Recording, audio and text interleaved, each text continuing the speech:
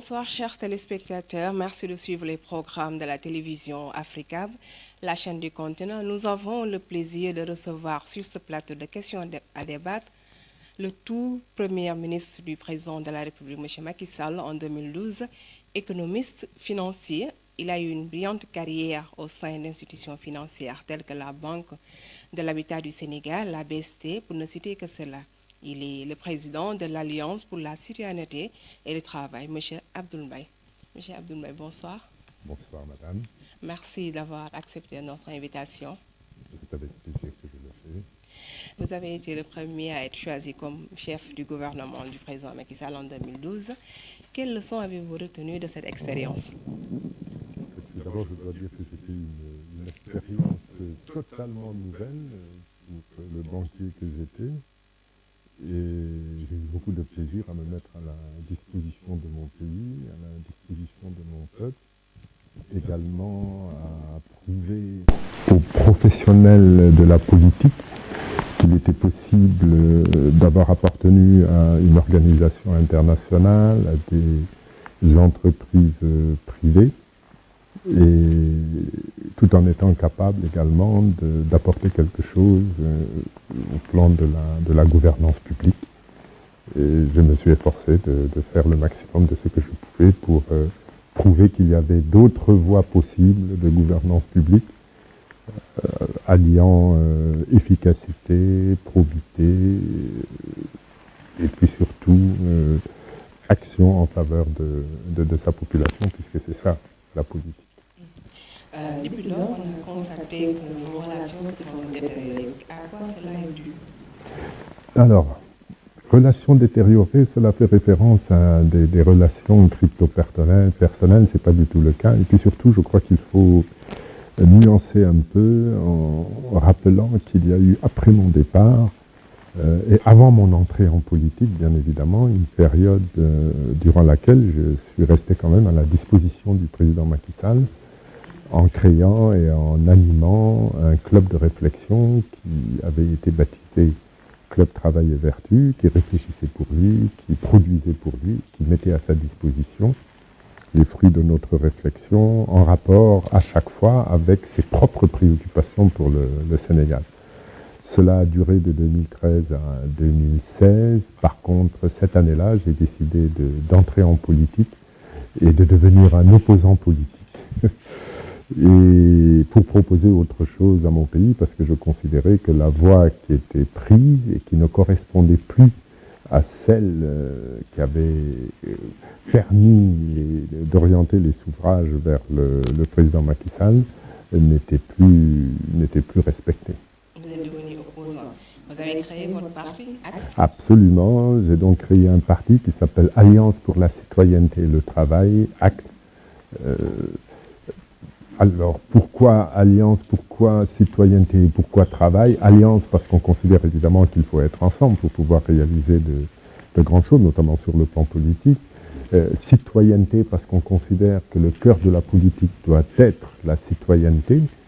Et le travail, parce que, ma foi, nous considérons que seul le travail peut permettre le développement dont notre nation a besoin, dont notre peuple a besoin. Alors, si nous proposons cette alternative, c'est que nous considérons également que la politique politicienne au Sénégal et en Afrique également a perdu le sens de ce que doit être la politique. Et on a aujourd'hui des politiciens qui se soucient plutôt de leur enrichissement, de leur accès aux honneurs, plutôt que de gérer la cité. Et gérer la cité, c'est la citoyenneté, c'est pourquoi nous avons retenu cette dénomination. Est-ce que ce n'est pas une façon de chercher à prendre votre revanche? Non, pas du tout, pas du tout. Je suis pas un revanchard. Ceux qui me connaissent savent bien que je ne mets pas ce genre de sentiment dans mon action, dans la définition de ma stratégie. D'ailleurs, qui le fait perd. C'est bon. Je crois également que c'est une leçon de vie qu'il faut savoir retenir. Non, je mets dans mon action, et mon passé le prouve, D'abord, le souci de réussir des missions au profit des parties prenantes concernées par cette mission. Et puisqu'il s'agit d'une mission politique, la partie prenante principale est d'abord le peuple du Sénégal. Donc, c'est ce qui me motive et non pas un souci de vengeance. Non, je dois d'ailleurs accepter être dans une certaine mesure en situation de reconnaissance vis-à-vis du président Macky Sall, puisqu'il m'a au moins fait confiance en me surprenant, parce que ce n'était pas mon projet, comme je le disais tout à l'heure, je n'étais pas homme politique, c'est vrai, je me suis rapproché du candidat, nous avons fait un petit chemin ensemble, mais dans la plus totale discrétion, sans que jamais il n'ait entendu de moi une contrepartie exigée sous forme de poste à obtenir après son élection. Qu'est-ce qui vous a le plus marqué en étant Premier ministre? Qu'est-ce qui vous a plus marqué? Écoutez, bon, d'abord, je me suis retrouvé dans une habitude, celle de beaucoup travailler, parce que je n'ai jamais cessé de considérer que le résultat ne pouvait être obtenu que par le travail d'une part, mais également par un bon entourage et donc une bonne équipe autour de soi. Cela également m'a séduit et surpris à la fois, parce que je ne pensais pas pouvoir trouver au sein de l'administration des hommes et des femmes de la qualité de ceux dont je me suis entouré. Il a suffi que je mette en place un processus de sélection, et puis cela a été rendu possible, et on a eu une équipe de très haut niveau, louée par le président lui-même, par les ministres avec lesquels on travaillait, les membres de mon gouvernement, et louée également et saluée par les partenaires techniques étrangers, au point d'ailleurs qu'on nous appelait la Dream Team de la primature. Et j'ai été également agréablement surpris par la possibilité qu'il y avait d'organiser une administration aussi importante. C'était peut-être ça la surprise de cette nouvelle mission qui m'était donnée. J'avais certes dirigé des équipes importantes, larges, mais jamais à ce degré d'importance quantitative, disons, sur le plan quantitatif. Et on a pu imprimer une marche vers l'efficacité en mettant en place un système digital qui permettait de suivre l'exécution de toutes les instructions données par le président de la République.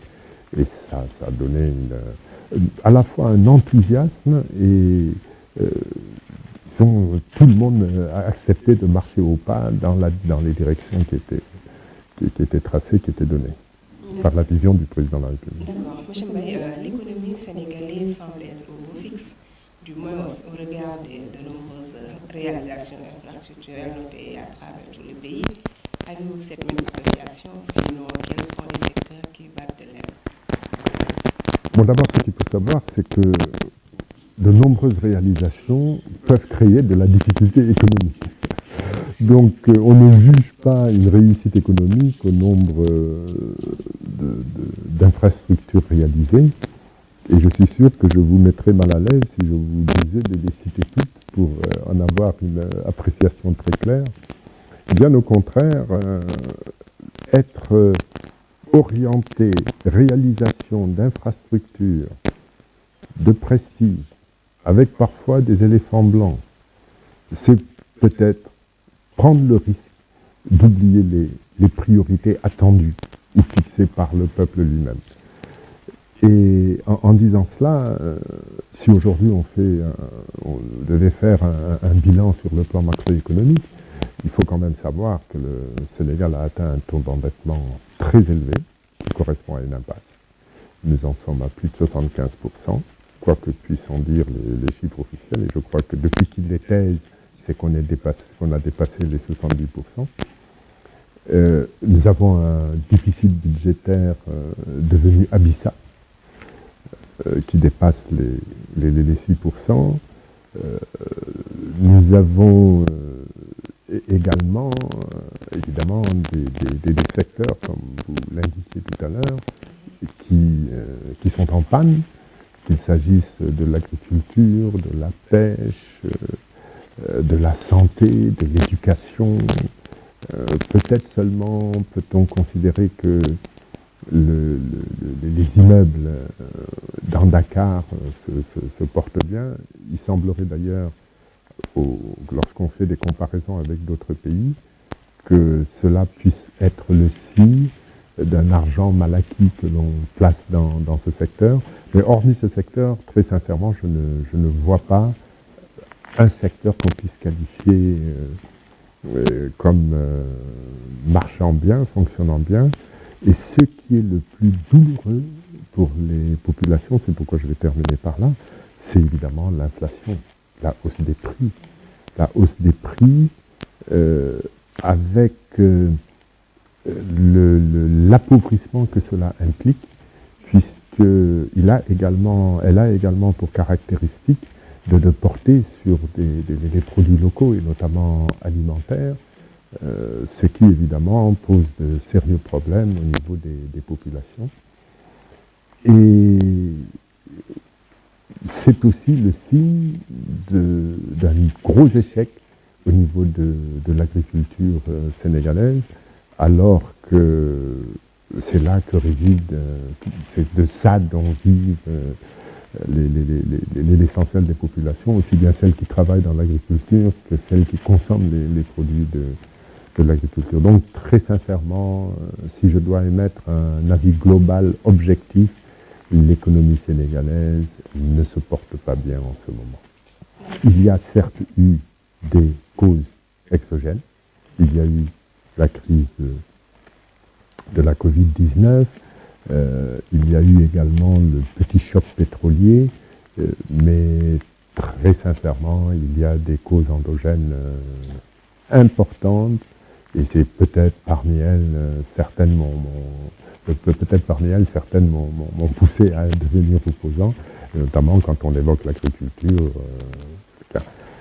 Et ce processus de rééquilibre, par exemple, ou de recherche de sortie d'impasse créé par une gouvernance non satisfaisante, conduit à mettre l'accent sur la hausse du prix de l'énergie, et à ce moment-là, vous condamnez le futur.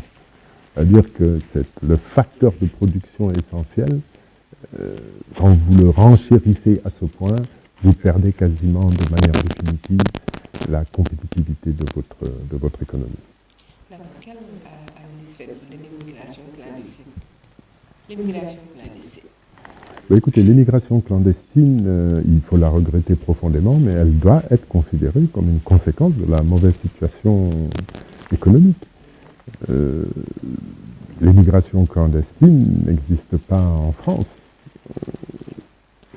ou à partir de la France, pour être plus précis, et l'immigration clandestine existe moins à partir de la Côte d'Ivoire qu'à partir du Sénégal. Donc il faut mettre en rapport cette immigration clandestine et l'importance, son ampleur, parce qu'elle atteint des chiffres considérables, en rapport avec la situation économique, mais également en rapport avec l'absence d'espoir.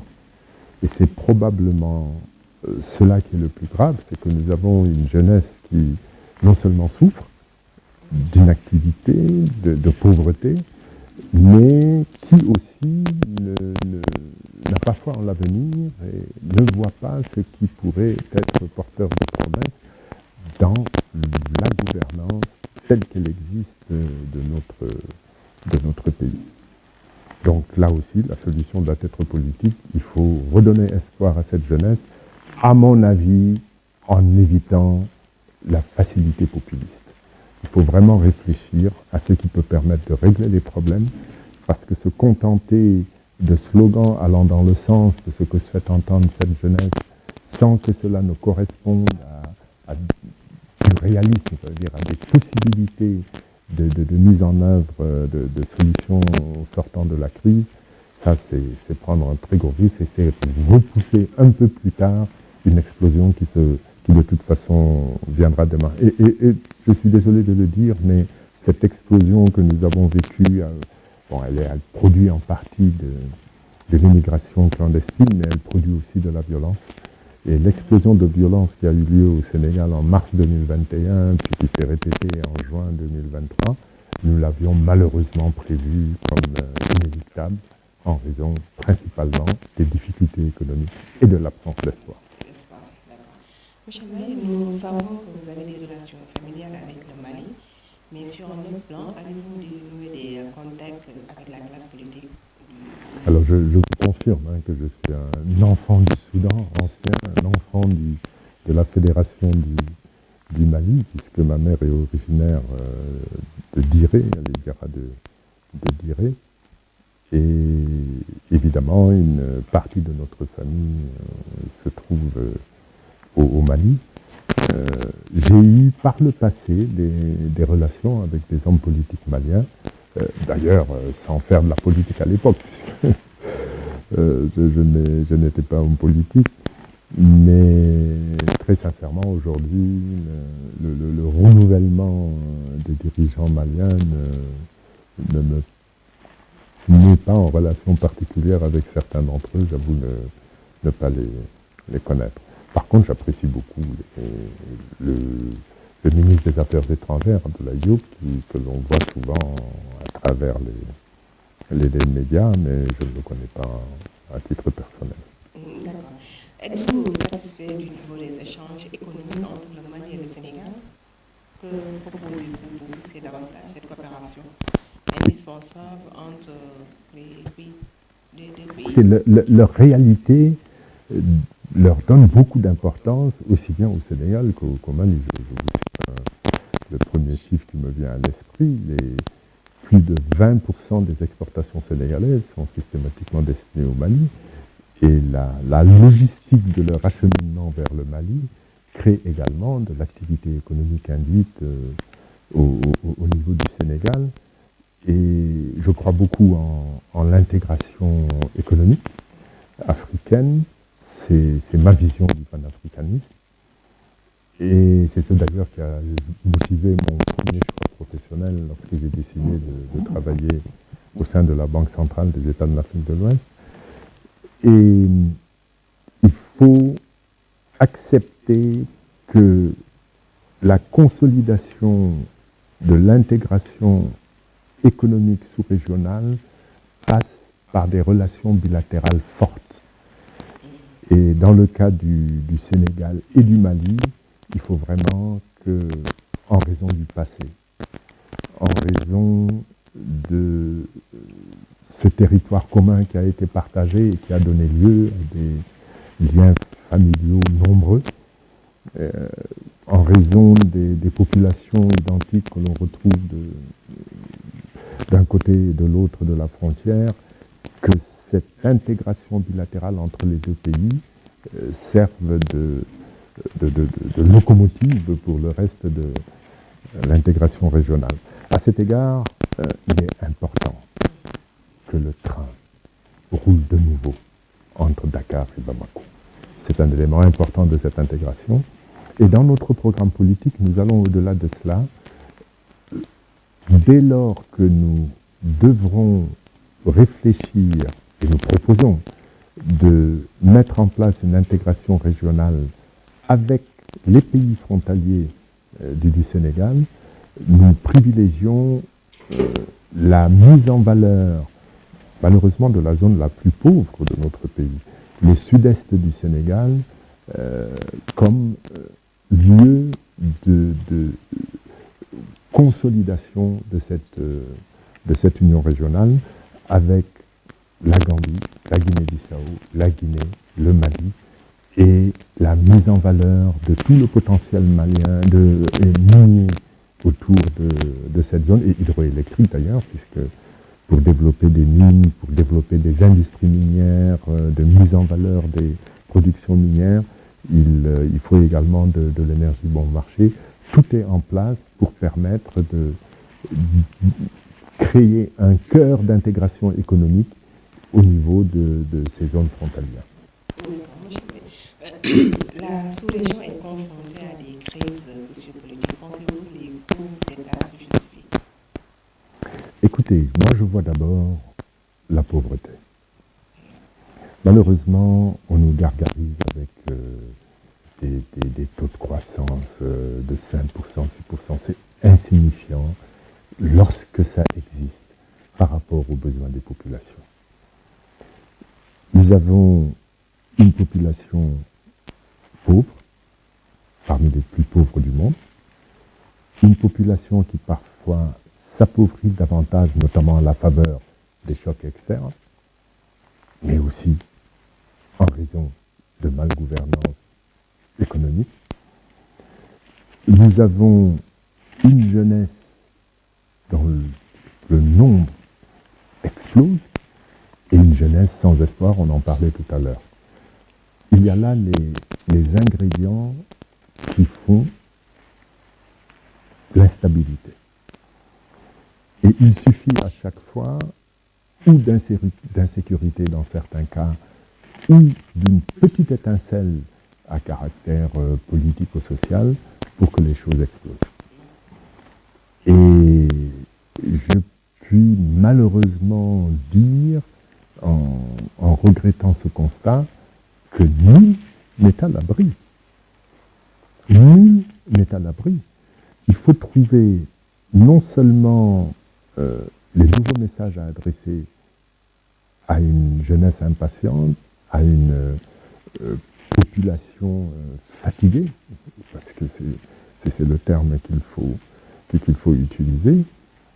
Il faut aussi redonner de l'espoir, mais il faut également éviter les dérives populistes, parce que là, comme je le disais tout à l'heure, ça ne ferait que retarder les échéances. Et de toute façon, les causes profondes resteront et l'explosion finira par venir tôt ou tard.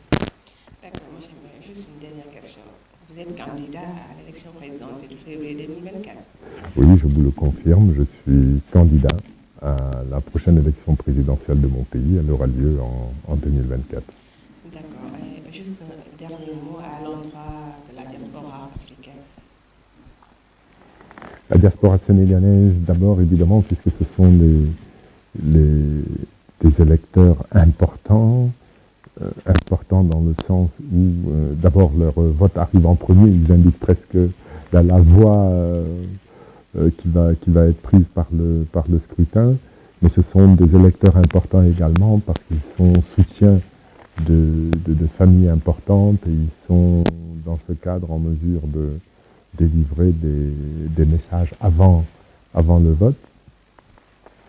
Ils sont surtout des analystes prédisposés à des critiques justifiées et objectives de la gouvernance dans leur pays, parce qu'ils sont dans des pays où on gère différemment, où on gère dans le sens des intérêts des populations, où on gère avec le souci d'entrer dans l'histoire, parce que c'est ce qui nous manque en Afrique. Et je pense que dans les choix qu'ils font, dans les choix auxquels ils appellent, ils doivent enseigner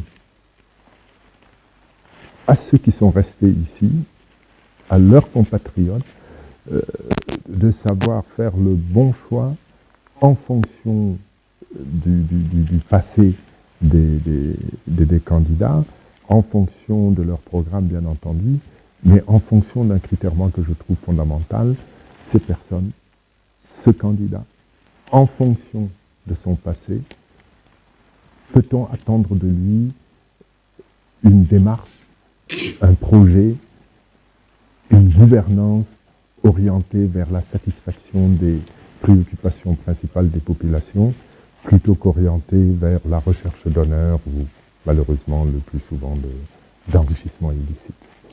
Merci, merci d'avoir répondu à toutes nos questions. La chaîne panafricaine vous remercie de votre disponibilité.